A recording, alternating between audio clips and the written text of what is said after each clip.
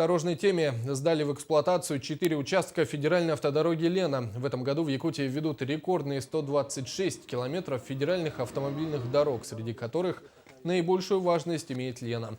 Это основная транспортная артерия Якутии, через которую есть выход на всероссийскую сеть автомобильных дорог. Ее обновление даст мощный импульс для экономического развития республики. Каждый год дорожники намерены сдавать не менее 100 километров высококачественной асфальтированной дороги на Лене и к 2020 году завершить строительные работы. Мы помним, в каком состоянии была эта дорога, и сегодня, вот благодаря тем решениям, которые приняты на уровне Минтранса России, на уровне Росавтодора, идет масштабная реконструкция федеральной автомобильной дороги Лена. В этом году вводится только 73 километра по территории республики. Я думаю, это только начало.